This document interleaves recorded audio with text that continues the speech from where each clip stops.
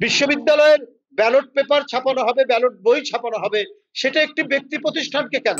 এগুলো কি অনিয়ম নয়? এটা একটা বিশ্ববিদ্যালয়ের কর্তৃপক্ষের সামগ্রিক মেকানিজম, যাতে একটি ছাত্র সংগঠনকে বিজয়ী করা যায়। তাহলে রাষ্ট্র এবং বিশ্ববিদ্যালয়ের কর্তৃপক্ষ সব মিলিয়ে কোনো একটা গভীর নীল নকশা তৈরি হচ্ছে কিনা আপনাদের কাছে বলতে চাই যে বাংলাদেশে কেউ কেউ মনে করছেন যে বিশ্ববিদ্যালয় এক ধরনের ফলাফল হয়েছে। আমরা গণতান্ত্রিক যে ইচ্ছা, গণতন্ত্রের সাধারণ জনগোষ্ঠী বা ছাত্র সমাজের ইচ্ছার প্রতিফলন বিরুদ্ধাচারণ করি না, কিন্তু এই প্রতিফলন ঘটানোর জন্য যদি কোনো ইঞ্জিনিয়ারিং হয়, আমি জালিয়াতির চাইতে ইঞ্জিনিয়ারিংকে প্রাধান্য দিচ্ছি, নানা কৌশল করা হয়, তাহলে এটা কিন্তু ধরা পড়বেই, যেটা আমরা জাহাঙ্গীরনগর বিশ্ববিদ্যালয়ে দেখলাম, ঢাকা বিশ্ববিদ্যালয়। বাংলাদেশে ছাত্র রাজনীতির ঐতিহ্য হচ্ছে এটা একটা উৎসবের মতো পরিস্থিতি।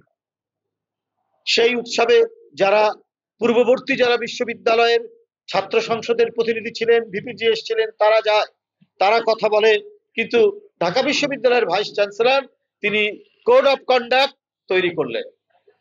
তিনি তৈরি করলেন একটা আচরণ বিধি, যে বাইরের কেউ আসতে পারবে না। ভাই, বিশ্ববিদ্যালয়টি কি বিচ্ছিন্ন কোনো দেশ নাই, ভ্যাটিকান সিটি তো নয়, দেশের মধ্যে দেশ তো নয়। সারা বাংলাদেশের জীবনের যে প্রবাহ, সমাজের যে আকাঙ্ক্ষা, সেটা প্রতিফলিত হয় বিশ্ববিদ্যালয়। যারা বিশ্ববিদ্যালয়ের সাবেক ছাত্র, প্রাক্তন ছাত্র, তাদেরও বিশ্ববিদ্যালয়ের সাথে একটা মিথস্ক্রিয়া থাকে, একটা ইন্টারাকশন থাকে। এই কারণে ইউনিভার্সিটি অ্যালুমনাই আছে, ডিপার্টমেন্ট ওয়াইজ আছে, সব সব বিষয়ে, কারণ একটা বিশ্ববিদ্যালয়ের সাথে একটা সম্পর্ক রাখা। কারণ যে প্রতিষ্ঠানে 4-5 বছর একটি ছাত্র পড়ে, তার মধ্যে একটা আবেগ তৈরি। ঠিক তেমনি ভাবে যারা ছাত্র রাজনীতি করেছে, ওই নির্বাচন আসলে তারাও গিয়ে বলে, তার সময়ের অভিজ্ঞতা বলে, সাধারণ ছাত্রদের বলে তার দলের পক্ষ থেকে। কিন্তু এই বিশ্ববিদ্যালয়ের ভাইস চ্যান্সেলর একটা উদ্দেশ্য সাধনের জন্য সরকারের কিছু মানুষের সাথে যোগসূত্র হয়ে তিনি হাত পা বেঁধে একটা একচেটিয়া নির্বাচন করার প্রচেষ্টা তিনি করেছেন, যাতে একচেটিয়া একটা ফলাফল তৈরি করা যায়। ভাইস চ্যান্সেলর সাহেব বলেছেন, আপনারা সুষ্ঠু নির্বাচন করুন তার কলিগদেরকে, আপনারা যদি না করতে পারেন তাহলে আমি সব ফাঁস করে দেব। আপনি কি ফাঁস করবেন? কি গোপন রেখেছেন?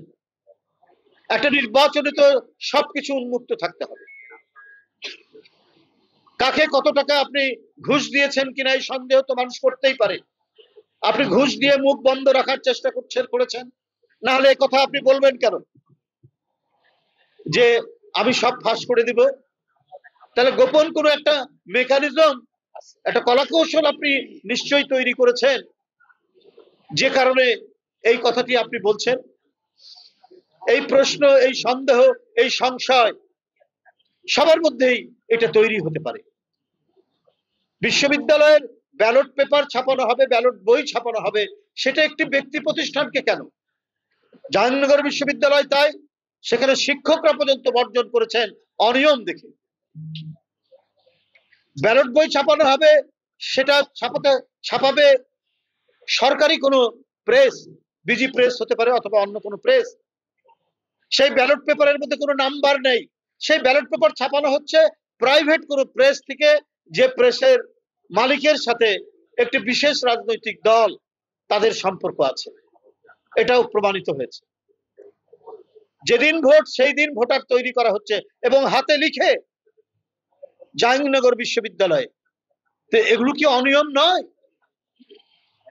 আপনি জালিয়াতি না বললেও এটা একটা বিশ্ববিদ্যালয়ের কর্তৃপক্ষের সামগ্রিক মেকানিজম, যাতে একটি ছাত্র সংগঠনকে বিজয়ী করা যায়। এখানে একের পর এক অনুষ্ঠান করা হচ্ছে।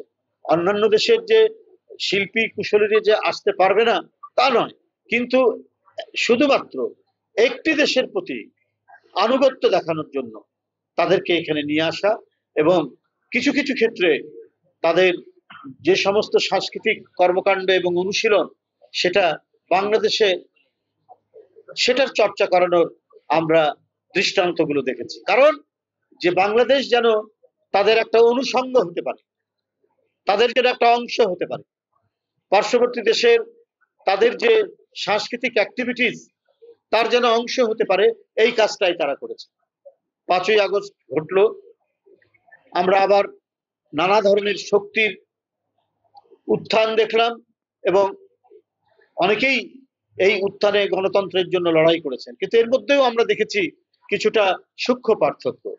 আপনারা লক্ষ্য করবেন, গণতান্ত্রিক সংগ্রামে ছিলেন কিন্তু তাদেরকে মনে হচ্ছে তারা আরেকটি সংস্কৃতি আমদানি করে কাউন্টার করতে চান পার্শ্ববর্তী দেশের ভারতে। তারা এখানে কাওয়ালি নিয়ে আসছেন, তারা এখানে আরেক দেশের সব ইয়েগুলো শিল্পী কুশলীদের নিয়ে আসছেন। তো ফলে আমার কাছে যেটা মনে হয়েছে বা আপনাদের কাছেই মনে হবে যে একটা মানে যারাই করছেন শেখ হাসিনার আমল, তারা এক ধরনের সাংস্কৃতিক আধিপত্যকে আমন্ত্রণ জানিয়েছেন, আবার আরেকটি পক্ষ আরেকটি সাংস্কৃতিক আধিপত্যকে এখানে প্রতিষ্ঠা করতে চায়। কিন্তু একই সময় আপনি দেখবেন 16ই ডিসেম্বরে গত বছর বাংলাদেশে একমাত্র রাজনৈতিক দল যে বাংলাদেশের শিল্পী কুশলীদের নিয়ে মানিক মিয়া এভিনিউতে অনুষ্ঠান করেছে। তাহলে পার্থক্যটা কি? পার্থক্য হচ্ছে এটাই যে বিএনপি বাংলাদেশের যে পলিমাটি এবং লাল মাটির সৌরভের যে মৃত্তিকা, এই মৃত্তিকা মিশ্রিত যে আমাদের রাজনৈতিক ফিলোসফি, আমাদের সংস্কৃতির ভিত্তি, সেটাকেই সে চর্চা করে এবং এগুলো মানুষ আস্তে আস্তে আরো জানবে, তখন বুঝবে আমাদের সাথে আওয়ামী লীগের কেন পার্থক্য, আমাদের সাথে জামাতের কি পার্থক্য। তারা ইসলাম প্রচার করতে চায় আর আমরা বলি এটা তো মুসলিম সংখ্যাগরিষ্ঠ দেশ, এখানে 1000 বছর আগে, 800 বছর আগে, 900 বছর আগে আমাদের সুফি সাধকরা এখানে ইসলাম প্রচার করেছেন। হযরত শাহজালাল শুয়ে আছেন সিলেটে, হযরত শাহ মখদুম শুয়ে আছেন রাজশাহীতে, হযরত শাহ সুলতান আছেন বগুড়ায়, খান জাহান আলী আছেন খুলনায়। সারা বাংলাদেশ এই সুফি সাধকরা একেশ্বরবাদের দিকে, তৌহিদের দিকে সেদিন ইসলামকে প্রতিষ্ঠিত করেছেন। আবার নতুন করে আপনারা কি করবেন ভাই? কোন ইসলাম প্রচার করবেন? মানুষ যে ইসলাম আমাদের সুফি সাধকরা অনেক সংগ্রাম করে, অনেক মানব সেবা করে তারা প্রতিষ্ঠিত করেছেন, সেই ইসলামের উপরেই তো বাংলাদেশ দাঁড়িয়ে আছে। আপনারা আবার কোন ইসলাম প্রতিষ্ঠা করতে চান?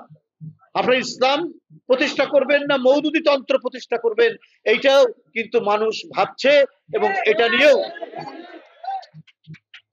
মানুষের কথা বলার আছে। আপনি ব্যালট পেপার ছাপিয়েছেন প্রাইভেট একটি প্রেস থেকে, এটা তো করতে পারেন না, এটা পাবলিক বিশ্ববিদ্যালয়, পাবলিক বিশ্ববিদ্যালয়ের আপনার আর ব্যালট পেপার এটা তো অত্যন্ত সিকিউরড, এটার নিরাপত্তা থাকতে হতে পারে।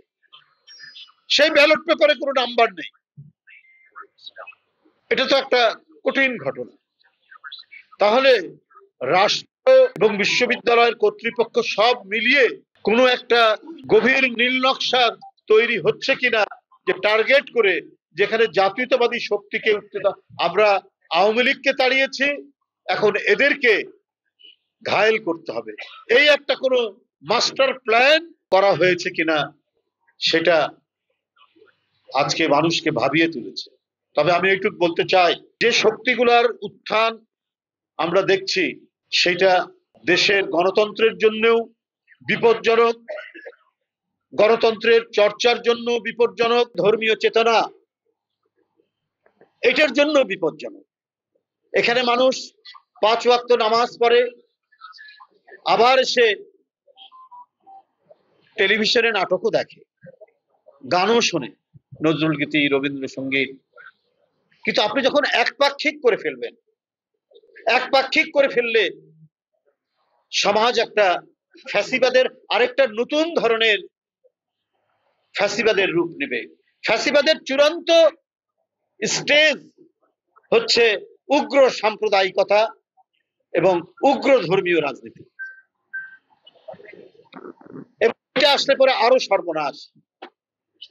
মেয়েরা কিভাবে চলবে, সেটা মেয়েদের অধিকারটা কেড়ে নেওয়া হবে, নিশ্চিত থাকবে না। ভাই, আমরা যারা বড় হয়েছি, আমাদেরকে ধর্মীয় চর্চা, এই নামাজ পড়, আবার বাপের চাইতে মারা বেশি বলে, মারাই ছেলে মেয়েদেরকে ধর্মীয় শিক্ষাটা দেয়। কিন্তু তাদের যে মানে অধিকার, আরো অধিকার, সেই অধিকার যদি হরণ হয় তাহলে ভয়ঙ্কর পরিণতি।